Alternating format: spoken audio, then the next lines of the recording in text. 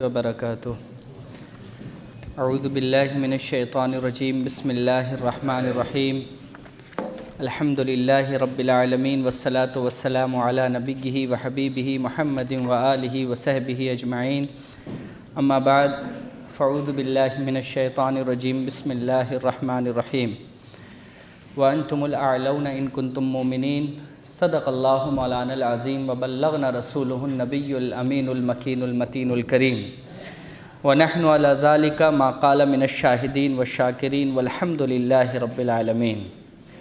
معزز سامعین و حاضرین، ایک مرتبہ بارگاہ رسالت مآب میں درود پاک پڑھ لیں۔ اللہم صلی علی سیدنا شفیعنا حبیبنا مولانا ملجانا ماوانا محمد بارک وسلم الصلاۃ وسلام علیک یا رسول اللہ، الصلاۃ وسلام علیک یا حبیب اللہ صلی اللہ تعالی علیہ وسلم۔ بزرگوں اور دوستو، میں نے صرف برکتاً آپ تمامی حضرات کے سامنے قرآن مجید کی جس آیت کی تلاوت کی ہے، مقصد صرف برکت حاصل کرنا ہے۔ اصل میں آپ تمامی حضرات کے سامنے جس موضوع پر آج بات کرنے جا رہا ہوں وہ وقت کی بہت بڑی ضرورت ہے۔ آپ سب جانتے ہیں کہ پورے ملک میں، ہندوستان میں ہر طرف ہر وہ کام کیا جا رہا ہے جس سے مسلمانوں کو زیادہ سے زیادہ نقصان پہنچ سکے، اور اقلیت کے ساتھ، الپ سنکھیکوں کے ساتھ جو کچھ ہو رہا ہے وہ کسی کے نظر سے چھپی اور ڈھکی بات نہیں ہے۔ ہم سب جانتے ہیں کہ صاحب یو پی سرکار نے ابھی لو جہاد کے نام پر ایک قانون پاس کیا جس میں پوری طریقے سے مسلم کے خلاف ہی جو کچھ ہے سب مسلمانوں کے خلاف ہے۔ اس کے ماں سوا کرونا کو لے کر کے مسئلہ رکا، سی اے کا، این آر سی کا، یہ سارا جو مسئلہ ہے، موب لنچنگ، یہ جو ساری چیزیں ہمارے ملک میں چل رہی ہیں، ان تمام چیزوں کو دیکھنے کے بعد ایک ہی چیز کا احساس ہوتا ہے کہ آج کل کے جو جنریشن ہے، نیو جنریشن، ان کے اندر مسلمانوں کے خلاف غلط سلط تاریخ پڑھ کر کے نفرت بھر دی گئی ہے۔ آپ جب ٹی وی ڈیبیٹ دیکھیں گے تو اس میں ایسی بات آپ سنیں گے کہ آپ کو خود پر شرم آنے لگے گی کہ صاحب واقعی مسلمان ایسے تھے ہندوستان میں، چاہے وہ بابر ہوں، ٹیپو سلطان ہوں، چاہے وہ کوئی اور بھی ہوں، لودھی ہوں، کوئی بھی ہوں، بھئی یہ لوگ ایسے تھے۔ اتنا ظلم کیا ہے ہندوستانیوں پر، ہندوؤں پر اس قدر ظلم کیا ہے ان لوگوں نے۔ اورنگزیب کے بارے میں تو نہ جانے کتنی ساری باتیں کہہ دی جاتی ہیں۔ ٹیپو سلطان کے بارے میں دیکھیے، ہر سال ایک عجب سا تماشا ہوتا ہے اس ملک کے اندر۔ یہ ساری چیزیں کیوں ہوتی ہیں؟ یہ ساری چیزیں اس لیے ہوتی ہیں کہ اگر مسلمانوں سے ان کے حکمرانوں کی تاریخ پوچھ لی جائے تو ایمانداری سے بتائیے کتنا مسلمان ان کے بارے میں جانتا ہے؟ کتنا مسلمان؟ آپ میں اسے فیصلہ کر لیجئے نا، آپ میں سے کتنے لوگ ہیں جو اس ہندوستان میں حکومت کرنے والے جو مسلمان گزرے ہیں ان کی تاریخ کے بارے میں آپ کتنا جانتے ہیں؟ جب ہم حضور کی تاریخ نہیں جانتے تو حضور کے غلاموں کی تاریخ پڑھنے کی فرصت کہاں ہے ہمارے پاس؟ جب ہم کسی کی تاریخ نہیں جانیں گے، جب کسی کے بارے میں ہم جانیں گے ہی نہیں تو کسی کو کنونس کیسے کر سکتے ہیں ہم؟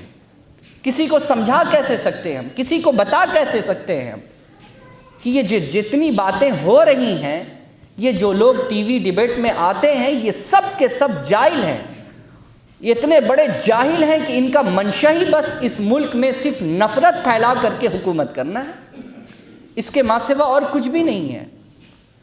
میں ایک بات تو ضرور دعوے کے ساتھ کہہ سکتا ہوں، جب ہندوستان کے وہ حکمران جو مسلمان تھے ان کی تاریخ کو میں پڑھتا ہوں تو ایک بات ضرور دعوے کے ساتھ کہہ سکتا ہوں کہ جو ہندوستان میں مسلم حکمران گزرے ہیں، خدا کی عزت کی قسم، اللہ کے نبی کی حدیث پر ان کا عمل بہت بہتر طریقے سے تھا، بہت بہتر طریقے سے تھا۔ اور وہ اس لیے تھا کہ ہمارے اسلام کے اندر یہ بات موجود ہے کہ آپ صلی اللہ علیہ وسلم نے خود فرمایا ہے، صحیح بخاری کی روایت ہے، حضور فرماتے ہیں کہ اگر تم نے کسی غیر مسلم سے معاہدہ کر لیا کمپرومائز ہو چکا ہے، ایک بل پاس کر دیا گیا ہے کہ آپ کو یہ چیزیں دی جائیں گی، آپ کے جان کی حفاظت ہمارے ذمے، آپ کے مال کی حفاظت ہمارے ذمے، کاروبار دینا ہمارے ذمے، آپ کو روزگار دینا ہمارے ذمے، آپ کو سرکشا دینا ہمارے ذمے۔ جب یہ ایک معاہدہ ہو گیا اور اس کے بعد کسی نے کسی کو قتل کر دیا تو حضور فرماتے ہیں خدا کی عزت کی قسم وہ جنت کی خوشبو تک محسوس نہیں کرے گا، اس کو جنت کی خوشبو نصیب نہیں ہوگی۔ اگر کسی غیر مسلم کو جس سے معاہدہ تھا اور اس نے قتل کر دیا ہو کسی مسلم نے، حضور کہتے ہیں وہ جنت کی خوشبو محسوس نہیں کرے گا۔ میں ریفرنس کے طور پر صحیح بخاری جلد نمبر 1 صفحہ نمبر 448 یہ ضرور پڑھ دے رہا ہوں تاکہ اسے کوئی بھی جا کر صحیح بخاری میں دیکھ سکتا ہے۔ یہ آپ صلی اللہ علیہ وسلم فرماتے ہیں کہ اسلامی مملکت میں معاہدے کی حیثیت سے اگر کوئی غیر مسلم رہ رہا ہے اور کسی مسلم حکمران ہو یا کوئی بھی ہو، اگر اس نے اس کو مار دیا معاہدے کے بعد، حضور فرماتے ہیں وہ جنت کی خوشبو بھی محسوس نہیں کرے گا۔ اور یہیں تک بات نہیں، نبی کریم صلی اللہ علیہ وسلم فرماتے ہیں کہ جنت کی خوشبو تو 40 سال کی مسافت سے سونگھ لی جائے گی، 40 سال کے ڈسٹینس سے سونگھ لی جائے گی جنت کی خوشبو، لیکن جو معاہدہ توڑتا ہے اللہ اس کو جنت کی خوشبو سے بھی محروم کر دے گا۔ یہ ہمارے پیغمبر اسلام نے فرمایا۔ اور اس کے بعد نبی کریم صلی اللہ علیہ وسلم، سنن ابی داؤد کی روایت ہے کہ حضور فرماتے ہیں معاہدین کے اموال حق کے بغیر حلال نہیں ہے۔ یہ تو جان کے تعلق سے حضور نے فرمایا کہ جنت کی خوشبو محسوس نہیں کرے گا، لیکن آپ صلی اللہ علیہ وسلم فرماتے ہیں اگر کسی نے معاہدین کے مال پر قبضہ کر لیا ہے، معاہدہ ہوا تھا پھر بھی اگر مال پر قبضہ کر لیا ہے تو آپ صلی اللہ علیہ وسلم فرماتے ہیں وہ مال حرام ہے مسلمان کے لیے۔ سوچئے تو اس سے بہتر مذہب کون ہو سکتا ہے، اس سے بہتر نقشہ کون دکھا سکتا ہے، کھینچ سکتا ہے، جو اسلام نے ہمیں اور آپ کو دیا، جو ہمارے پیغمبر نے ہمیں اور آپ کو دیا ہے۔ اس حدیث کو ذہن میں رکھیں اور میں 2-4 نام بڑی تیزی کے ساتھ آپ تمامی حضرات کے سامنے پڑھوں جس سے آپ کو یہ اندازہ ہو کہ ہندوستان کے جو مسلم حکمران گزرے ہیں انہوں نے ہندوؤں کے لیے کیا کیا، اکثریت کے لیے کیا کیا ہے، بہو سنکھیک کے لیے کیا کیا ہے، اس کو تھوڑا سا جاننے کی ضرورت ہے۔ میں پڑھتا ہوں سن 1420 ہجری 823 عیسوی تا 1470، یہ زمانہ میں کشمیر کا آپ کے سامنے پڑھ رہا ہوں، یہ کشمیر کا زمانہ ہے 823 عیسوی سے لے کر کے 1470۔ اس میں ایک خاندان گزرا ہے شہ میر کے نام سے، 202 سالہ حکومت جس میں 21 حکمران گزرے ہیں مسلمانوں کے۔ اس میں 8ویں جو حکمران تھے وہ زین العابدین تھے۔ انہوں نے 1420 ہجری سے لے کر کے ان کا جو زمانہ لکھا گیا ہے وہ اس تعلق سے کہ ان کے متعلق جو تاریخ میں جو درج ہے وہ یہ ہے کہ یہ فارسی اور عربی کے بہت اچھے جانکار تھے اور یہ بہت بڑے عالم بھی تھے، اور عالم ہونے کے ساتھ ساتھ ان کو شوق تھا ہندو مذہب کے کتابوں کو پڑھنے کا اور اس کے بارے میں معلومات حاصل کرنے کا۔ چنانچہ ان کے تعلق سے زین العابدین منصوری نے اپنی کتاب ہندوستانی تاریخ کا مسلم دور ایک نظر میں لکھا ہے کہ سری نگر جامع مسجد تعمیر کروائیں، سڑکیں، سرائے، دریائے جہلم پر کئی پل اس بندے نے بنوائے، گزشتہ جو بادشاہ گزرے تھے جنہوں نے مندر توڑوائے چاہے وہ مسلم ہو یا نان مسلم، ان تمام مندروں کو دوبارہ اس بندے نے تعمیر کروایا کشمیر کے اندر۔ یہ کون ہے؟ مسلم حاکم ہے ہندوستان میں۔ اس کے بعد لکھا گیا کہ خراسان اور اس کے علاوہ کے علاقے سے اس آدمی نے سیب کے بیج منگوائے، ناشپاتی کے بیج منگوائے، اور منگوانے کے بعد ہندو مسلم کمبائنڈ لوگوں کو جمع کر کے جو کسان تھے وہاں ان کو اس نے بیج مہیا کروایا، اور اس بندے نے کہا کہ آپ کھیتی کرو اور اس ہندوستان کو گلزار بناؤ، ہندوستان کو گلزار بناؤ۔ اور یہیں تک بات نہیں بلکہ پچھلے دور کے جو بادشاہوں کی وجہ کر جو ہندو کشمیر چھوڑ کر کے چلے گئے تھے اس کو دوبارہ سے بلا کر اس بندے نے آباد کیا کشمیر کے اندر۔ یہ تاریخ ہے، پڑھنے کی چیز ہے۔ آج کہا جاتا ہے کہ کشمیری پنڈتوں کو بھگایا گیا ہے، اس لیے کشمیر کے مسلمانوں کے ساتھ کس قدر ظلم اور زیادتی ہو رہی ہے۔ میں کہتا ہوں کہ تمہارے نظر سے یہ تاریخ گزری ہے یا نہیں گزری ہے، یا یہ صرف یہ تاریخ ہمارے گھر کی المیرہ کی زینت ہے؟ تم میں سے کسی نے پڑھا ہے؟ ان کی تو تاریخ کا یہ حال ہے کہ جو انگریزوں کے تلوے چاٹتے تھے، آج ان کا نام فریڈم فائٹروں میں ان لوگوں نے لکھ دیا ہے۔ یہ سب لوگ جانتے ہیں۔ ساورکر کے بارے میں کون نہیں جانتا ہے یہ کون تھا؟ ہر کوئی جانتا ہے، مگر دیکھیے کیا اس کی واہواہی ہوتی ہے۔ لیکن یہ وہ بادشاہ جن لوگوں نے اس ملک میں اپنا کنٹریبیوشن دیا ہے، ہندوؤں کو کس طریقے سے انہوں نے بڑھایا، آگے تک لے گئے، ان کو آباد کیا، ان کے لیے مندروں کو قائم کیا، یہ ساری چیزیں بھول گئے۔ صرف یہ کہ مسلمانوں نے جو حکومت کی ہے ہندوستان میں، مسلمانوں نے صرف ہندوؤں کا نقصان کیا ہے۔ یہ محض تعصبیت کی بنیاد پر ہے بزرگوں، حقیقت کچھ اور ہے۔ میں نے ایک بادشاہ کا تذکرہ آپ کے سامنے پڑھا، دوسرا ایک بادشاہ جس کو ہم سب جانتے ہیں، محمود غزنوی، کسی کے سامنے نام لے لیجئے تو آپ دیکھیے تو کیسے اس کا پارا چڑھتا ہے۔ محمود غزنوی کی بات کرتے ہو؟ یہ تو بہت بڑا ظالم تھا، اس نے کیا نہیں کیا، اس نے تو تمام ہندوؤں کو برباد کر دیا، تباہ کر دیا، طرح طرح کی باتیں لوگ ان کے بارے میں کہتے ہیں۔ لیکن محمود غزنوی کا جو زمانہ ہے نا ہندوستان کے اندر، اسے سب سے بے مثالی زمانہ کہا جاتا ہے۔ اس کے تعلق سے آتا ہے کہ محمود غزنوی کے دور میں ہندوستان میں سب سے زیادہ سائنس اور ٹیکنالوجی کو ترقی ملی ہے۔ محمود غزنوی کے دور میں ہندوستان میں سائنس کو سب سے زیادہ ترقی ملی ہے۔ اس میں سائنسدانوں کا نام بھی دیا گیا، جیسے بو علی سینا، ابو ریحان البیرونی۔ یہ وہ لوگ ہیں جو محمود غزنوی کے ہمراہ رہتے تھے، ساتھ میں رہتے تھے، اور یہ لوگ سائنٹیفک طور پر کام کرتے تھے ہندوستان کے اندر، چاہے وہ کھیتی کے معاملات میں ہو یا کسی اور چیزوں کے معاملات میں ہو، نئی ٹیکنالوجی پر یہ لوگ کام کرتے تھے۔ ان میں بہت بڑے بڑے شعراء بھی گزرے، عنصری ہیں، ازجدی ہیں، اسدی ہیں، غزاری ہیں، فردوسی ہیں، فرخی ہے، منوچہری ہے، جیسے باکمال افراد بھی اس کے دور میں موجود تھے۔ اور طرح طرح کی باتیں جو ان کے تعلق سے لکھی جاتی ہے کہ بھئی اس بندے نے مندر توڑا۔ سومناتھ مندر کے بارے میں کہا جاتا ہے کہ اس بندے نے مندر توڑا۔ اس کے پیچھے ریزن کیا ہے، وجہ کیا ہے، اس کو کسی نے آج تک نہیں بتایا کہ وجہ کیا ہے۔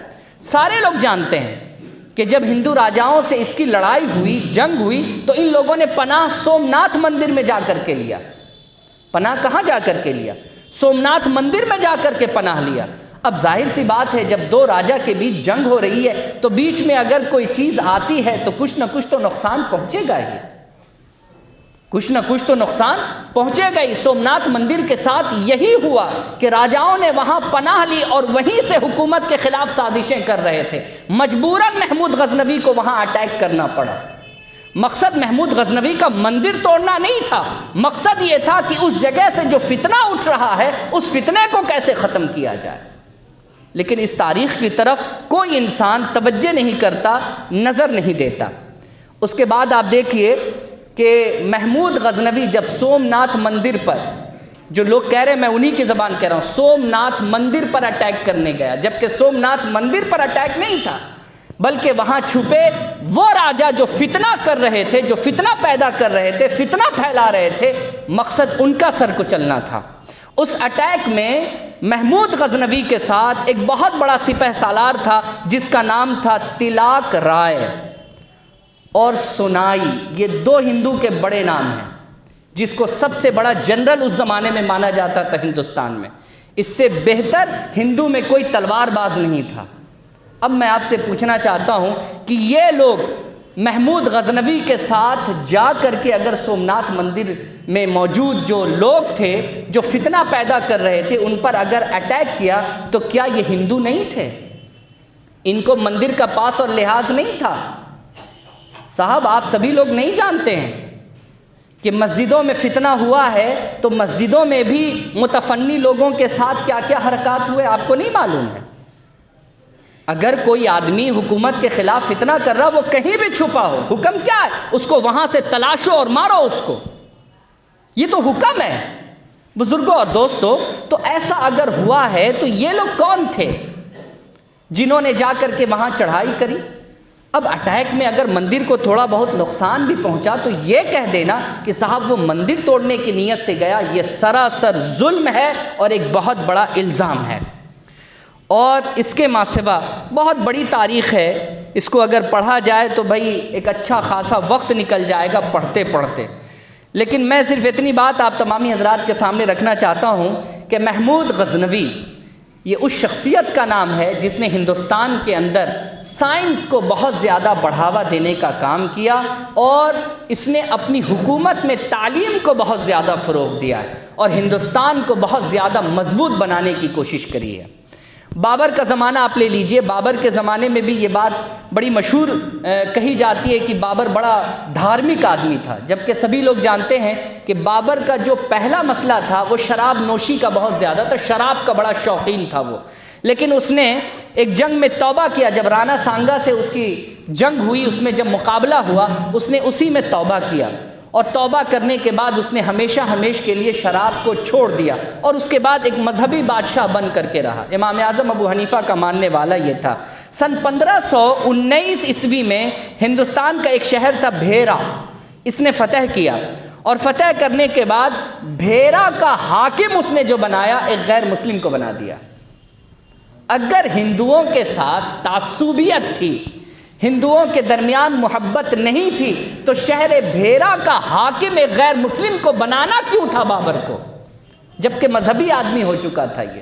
یہ فقط الزام ہے جو ہمارے مسلم حکمرانوں پر لگایا جاتا ہے تاکہ نیو جنریشن پر کسی نہ کسی طریقے سے یہ دباؤ ڈالا جائے کہ یہ لوگ شروع سے ہم لوگوں کو مارتے اور کاٹتے آئے، اب ان کو مارو کاٹو ان کو لوٹو، انہوں نے ہمارے ساتھ ایسا کیا ہے۔ یہ سارے لوگ جانتے ہیں کہ انگریزوں کے آنے سے پہلے یہ ملک سونے کی چڑیاں تھی، لیکن انگریز آئے اور ایسا اس کو لوٹا کہ پوری طریقے سے کھوکھلا کر کے چلے گئے۔ سونے کی چڑیاں بنی کیسے؟ اس سے پہلے کون حکومت کر رہے تھے؟ یہ آج کل کے پاکھنڈی نیتا تھے اس سمے؟ کون تھے اس سمے جنہوں نے ہندوستان کو سونے کی چڑیاں بنا دی، جنہوں نے ہندوستان کو ساری دنیا میں خود کفیل ملک کے طور پر دکھایا؟ یہ کون لوگ تھے؟ یہ سب مسلم حکمرانات۔ اور یہ جو لوک تنتر کی دہائی دینے والے لوگ ہیں کہ بھائی لوک تنتر لوک تنتر لوک تنتر، اس میں کوئی شک نہیں ہے کہ یہاں بادشاہی تھی، مگر بادشاہی میں بھی لوک تنتر کا خوبصورت نظام تھا، لیکن آج لوک تنتر ہوتے ہوئے بھی صرف ڈکٹیٹرشپ چل رہا ہے، صرف بادشاہت چل رہی ہے۔ کیا آپ اس بات کو نہیں مانتے؟ فرق اتنا ہے کہ وہ بادشاہ تھے مگر لوک تنتر کی طرح حکومت کر رہے تھے، ڈیموکریسی کو لے کر کے چل رہے تھے، لیکن آج ڈیموکریسی ہے، لوک تنتر ہے، لیکن بادشاہت چل رہی ہے۔ کیا میں اپنی بات پر غلط ہوں؟ اگر غلط ہوں تو کوئی آئے اور میرا دامن پکڑ لے کہ آپ غلط بولتے ہیں۔ ہمارے مسلم حکمرانوں پر الزام لگانے سے پہلے ان کی تاریخ پڑھی جائے کہ انہوں نے مسلمانوں کے لیے کیا کیا کیا ہے یا ہندوؤں کے لیے کیا کیا کیا ہے، اور کس طریقے سے اس ملک کو سینچا ہے ان لوگوں نے، ملک کو برباد نہیں کیا ان لوگوں نے۔ یہ فقط ایک الزام آتا ہے۔ اور دیکھیے ایک آخری بات کہتا ہوں ٹیپو سلطان کے تعلق سے، سن کر کے تو پڑھ کر کے تعجب ہوتا ہے کہ صاحب یہ لوگ ایسے ملک پرست تھے، ملک سے محبت کرنے والے تھے، اور ان پر اتنا بڑا الزام۔ ٹیپو سلطان کو لے کر کے کس کس طریقے کی باتیں کی جاتی۔ ٹیپو سلطان کی تاریخ میں یہ بات لکھی گئی ہے کہ 158 مندر اس نے بنوائے ہیں میسور میں، 158 مندر۔ تم کہتے ہو ہم نے مندریں توڑی ہیں، مندروں کو ہم نے ختم کر دیا ہے۔ بھئی یہ کون لوگ تھے؟ یہ ٹیپو سلطان کون تھے؟ انہوں نے 158 مندر کیوں بنوا دیے؟ اور کسی مذہب کے خلاف ان کا کوئی قدم نہیں ہے۔ انہوں نے تلوار بھی اٹھائی تو انگریزوں کے خلاف اٹھائی۔ یہ سبھی لوگ جانتے ہیں کہ انگریزوں سے لڑتے ہوئے یہ شہید ہوئے، لیکن الزام کیا ہے کہ ہندوؤں پر انہوں نے ظلم کیا۔ ٹیپو سلطان کے بارے میں ہر کوئی جانتا ہے کہ جب ہندو مذہب میں بھید بھاؤ کا رواج بہت زیادہ تھا، جو آدیواسی یا نیچے طبقے کی عورتیں تھیں وہ بلاؤز نہیں پہن سکتی تھی، انہیں استن کھول کر کے نکلنا ہوتا تھا باہر۔ ٹیپو سلطان پہلا راجہ، پہلا بادشاہ گزرا ہے جس نے اس معاملے پر فلی طور سے ریسٹرکشن لگایا اور کہا خبردار کوئی بھی بے پردگی کے ساتھ باہر نہیں نکلے گا۔ غیر مسلم عورتوں کو عزت ٹیپو سلطان نے دلوائی ہے، اور آج تم کہتے ہو کہ ہم نے صاحب اس ملک میں رہ کر کے، اس ملک میں حکومت کر کر کے ہندوؤں کا شوشن کیا ہے۔ ارے ہم نے تو تمہیں عزت دی ہے، ہم نے تو تمہارا وقار اونچا کیا ہے، ہم نے تمہارے سر کو بلند کیا ہے، لیکن آج ہمارے اوپر اتنا سارا الزام، ہمارے تعلق سے اتنی ساری باتیں کہی جاتی ہیں، بڑا تعجب ہوتا ہے۔ عالمگیر اورنگزیب کو لوگ نشانہ بناتے ہیں۔ عالمگیر اورنگزیب کے بارے میں زیادہ نہیں، میں ایک کتاب کا نام پڑھ دیتا ہوں۔ اوم پرکاش صاحب ہیں، انہوں نے ایک کتاب لکھی، اورنگزیب ایک نیا زاویہ فکر، یہ کتاب کا نام ہے اورنگزیب ایک نیا زاویہ فکر۔ اس کتاب کو لکھنے والے جو مصنف ہیں ان کا نام ہے اوم پرکاش، اور یہ کتاب خدا بخش خاں لائبریری سے شائع ہوئی ہے، اور یہ کتاب کہیں ملے نہ ملے، خدا بخش خاں لائبریری میں مل جائے گی، اس کو ایک بار ضرور پڑھیے۔ رائٹر وہ ہیں، ہم نہیں ہیں، لکھنے والے ہم نہیں ہیں۔ امریکہ سے بھی ایک کتاب شائع ہوئی ہے جس نے لکھا ہے اورنگزیب عالمگیر کے بارے میں۔ صاحب ان کتابوں کو پڑھنے کے بعد جتنی گرد و غبار کو ہمارے ذہن اور فکر میں ڈالا گیا ہے نا، یہ ساری چیزیں اڑ جاتی ہیں، ختم ہو جاتی ہیں، کہ اورنگزیب کے پیسے سے کتنے مندروں کا دیا جلتا تھا کسی کو خبر نہیں ہے اس تعلق سے۔ اورنگزیب نے کتنے مندروں کو بنوایا ہے اس کی خبر کسی کو نہیں ہے۔ محمود غزنوی ہو یا اورنگزیب، ان لوگوں نے مندر بھی بنوائے، اور لڑائی کے درمیان جن مندروں کو نقصان پہنچا اس کے ریپیئر کا بھی کام ان لوگوں نے کروایا۔ مذہبی طور پر آزادی دی کہ سب کو آزادی ہے، جو چاہیں وہ کرے۔ فوج میں ہندوؤں کو داخلہ دیا تاکہ سب کو یقین ہو جائے کہ ہم مسلمان بھید بھاؤ کرنے نہیں آئے ہیں، بلکہ ہم مسلمان ہم سب مل کر اس ملک کو مضبوط کرنے آئے ہیں۔ یہ سوچ، یہ مزاج ہمارے مسلم حکمرانوں نے دیا، لیکن بدقسمتی کہ ہم پر ہی الزام ہے کہ ہم نے اس ملک کے لیے کیا کیا ہے۔ مسلم حکمرانوں نے اس ملک کو کنگال کیا، جبکہ مسلم حکمرانوں کی بدولت یہ ملک سونے کی چڑیاں کہلائی ہے۔ بزرگوں اور دوستوں، وقت بہت دامنگیر ہے، بات تو بہت ساری کہنے کی ہے، میرے پاس کم سے کم میں 12 بادشاہوں کا نام لے کر کے حاضر ہوا تھا کہ اس پر میں آپ تمامی حضرات کے سامنے کچھ کہوں گا۔ میں تو ایک پر بھی دل کھول کر کے بات نہ کر سکا، 12 کی بات تو بہت دور کی ہے، لیکن ان تمام باتوں کو بتانے کا ایک ہی مقصد ہے کہ اس ملک میں جو نفرت پھیلایا جا رہا ہے، ہم لوگوں کے لیے، ہم مسلمانوں کے لیے یہ ضروری ہے کہ ہم اپنے مسلم حکمرانوں کی تاریخ پڑھیں، اور ہمارے دوست غیر مسلم بھی ہیں، ہم انہیں سچائی سے آگاہ کروائیں۔ اس کے لیے کوشش کریں ہم لوگوں کے لیے ضروری ہے، وگرنہ ابھی ہماری حالت اتنی خراب ہے، آنے والی جنریشن جو ہے نا وہ ہمیں اور گالیاں دیں گی اور برا کریں گی، کہ ان کو تاریخ معلوم تھی، یہ ہسٹری پڑھنا جانتے تھے، مگر انہوں نے صرف اور صرف نفرت کو پھولنے اور پھلنے دیا، اس کو ختم کرنے کی کوشش نہیں کی۔ یہ ہم سب کی ذمہ داری ہے کہ یہ جو نفرت پورے ملک میں پھیلائی جا رہی ہے مسلمانوں کے خلاف، مسلم حکمرانوں کا نام لے کر کے اس نفرت کو ختم کرنے کی ضرورت ہے۔ نام صرف اس لیے بدلا جا رہا ہے کہ اورنگزیب کے نام سے کیوں رہے گا، اکبر کے نام سے کیوں رہے گا، بابر کے نام سے سڑکیں کیوں رہیں گی، اسٹیشن کیوں فلانے نام سے رہے گا، سب بدل دو، یہ سب دشمن ہیں۔ ارے تمہیں کیا پتا تم سے بڑا دشمن اس ملک کا کون ہو سکتا ہے، جس نے ملک کے تمام معاملات کو ختم کر دیا ہے۔ آج معاشی طور پر ہندوستان سب سے کنگال ملک ہو چکا ہے۔ یہ ہیں خیر خواہ لوگ جو ملک کو اس دور میں لا کر کے کھڑا کر دیا ہے، اس حال میں لا کر کے ملک کو کھڑا کر دیا ہے۔ بزرگوں اور دوستوں، یہ سب حکومت کی ایک سازش ہے حکومت کرنے کی، ادروائز مسلمانوں نے جو کچھ اس ملک کے لیے کیا ہے وہ سب بے مثالی عمل ہے۔